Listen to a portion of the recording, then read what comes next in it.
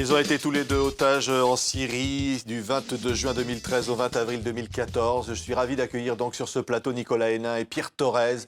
Ce sont des images que personne ne peut avoir oubliées lorsque vous avez été libérés après des longs mois de détention aux mains de l'État islamique. Lorsque vous êtes embarqués pour prendre l'avion, pour ensuite arriver à Paris. La France entière qui a suivi, et à l'étranger aussi, en direct ces images lorsque le président de la République, François Hollande, était au pied de l'avion, évidemment, pour vous accueillir. Nicolas Hénin, ce sont des images qui restent marquées pour toute une vie. Évidemment, c'était les quelques minutes que l'on avait attendues pendant 10 mois. Oui, ce sont ces minutes-là pour lesquelles ça méritait de se battre. Oui.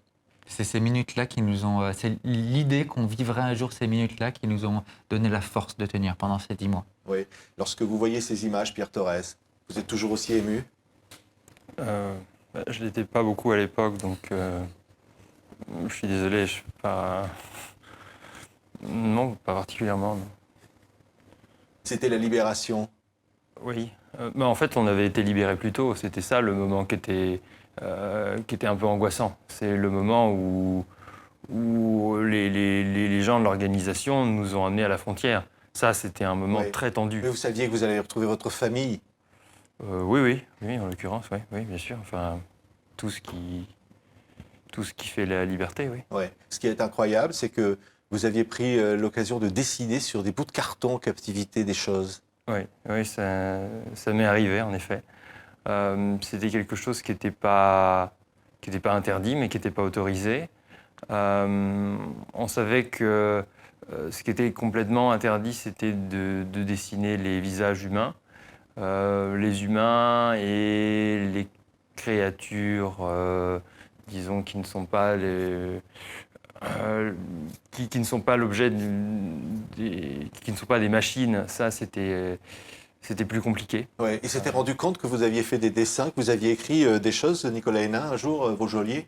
Oui, à un moment, un geôlier est venu, a fait une fouille et a saisi tous les dessins de Pierre. C'était principalement des dessins de bateaux et de poissons, parce que Pierre est océanographe et un amoureux de la mer. Ça servait à quoi de faire des dessins pour survivre?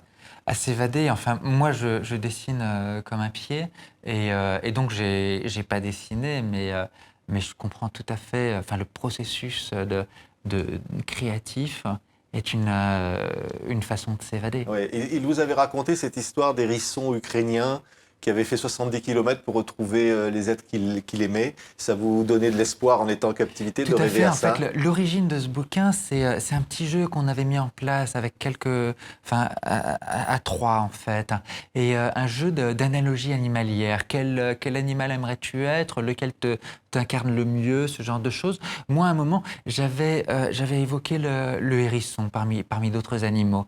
Et Pierre m'avait dit, Pierre il se souvenait de l'histoire de ce hérisson ukrainien, et il m'a dit que les hérissons c'est bien parce que ça rentre toujours à la maison. C'est vrai ça? Oui, c'est un truc incroyable à propos des hérissons, c'est que contrairement à plein d'autres espèces qui vont être très territoriaux, les hérissons, ils ont la capacité de revenir chez eux. Comment, on ne sait pas du tout. Ouais. Mais on peut les déplacer au moins de dizaines de kilomètres, ils reviennent. Parce qu'évidemment, on en parle depuis le début, c'est incroyable, c'est publié chez Flammarion. Papa Hérisson rentrera-t-il à la maison? C'est donc le livre que vous signez tous les deux, hein, les compagnons d'infortune. Évidemment, vous avez écrit, Nicolas Hénin, le texte, et puis Pierre Torres qui signe les dessins, qui sont incroyables. C'est des animaux, c'est en quelque sorte vous raconter ce qui vous a aidé à être là aujourd'hui, à avoir survécu tout ça. Tout à fait. Et malgré tout, ce dont je me rends compte, c'est de la portée un peu universalisable de cette histoire. C'est l'histoire d'un hérisson qui se retrouve emporté loin de chez lui et qui traverse plein d'épreuves et fait plein de rencontres inattendues de retour chez lui, vers sa maison. Mais malgré tout, c'est pas seulement une histoire pour les enfants d'otages, parce que heureusement il n'y a pas beaucoup de papas. Vous pensiez à vos propres enfants à qui vous avez montré évidemment cette bande dessinée aujourd'hui. Il y a heureusement pas beaucoup d'enfants dont l'un des parents est pris en otage, mais il y a en fait énormément d'enfants qui se retrouvent dans la situation de poser la question, il est où papa, il est où maman, parce qu'il y a eu une séparation, parce que le métier impose une séparation, un déplacement, des marins, des militaires, que sais-je.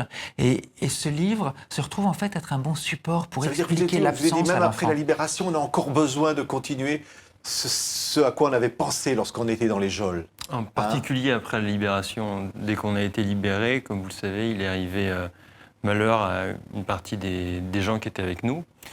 Et par cette expérience, en tout cas, moi, ce que j'en ai déduit, ce que j'en ai vécu, c'est que c'est beaucoup plus difficile d'être dans la position de celui qui attend que d'être le prisonnier, que d'être l'otage. Ça a été plus difficile finalement d'apprendre ce qui est arrivé aux autres que ce que vous avez ressenti pour vous-même. Surtout, ce qui est difficile, c'est de ne pas savoir ce qui va leur arriver et d'être dans une situation d'impuissance totale.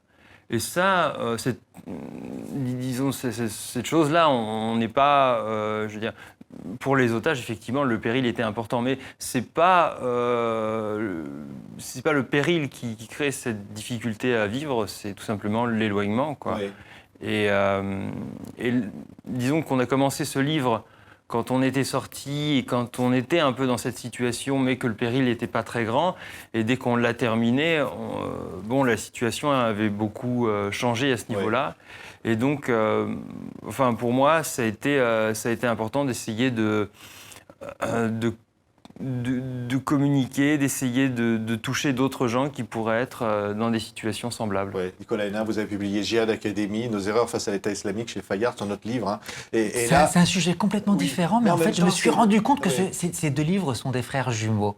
Oui. Ils parlent des mêmes choses et de la même On ne fait pas ce qu'il faut contre l'État islamique. On voit des otages décapités. Vous vous dites, voilà, c'est ce qui aurait pu vous arriver. Et vous vous dites, on ne fait pas les choses qu'il faudrait. On n'est pas assez dur contre Assad, c'est ça que vous dites? Bien sûr. Parce que le jeu du régime syrien, c'est de mettre en avant l'État islamique comme péril principal. Le jeu de l'État islamique, c'est de jouer sur nos peurs, sur nos fantasmes, pour se mettre en avant. Mais en fait, les deux parties jouent exactement le même jeu. Il y a quelque chose de janusien entre l'État islamique et le régime syrien. Et en l'occurrence, l'État islamique, ce n'est que le symptôme. La cause, c'est la dictature. Oui. C'est comme si on avait une fièvre. La cause de tout ce qui vous est arrivé, c'est Assad. Oui. Ça n'est pas l'État islamique. D'une certaine façon, oui. Ce qui ne retire rien à la criminalité de cet État islamique. Merci beaucoup, Nicolas Hénin, d'avoir été notre invité. Pierre Thorez, évidemment, je le disais à l'instant, ce livre Djihad Academy, publié chez Fayard. Et puis surtout, Papa Hérisson rentrera-t-il à la maison? C'est ce livre étonnant que vous avez publié tous les deux chez Flammarion. Merci d'avoir été avec nous.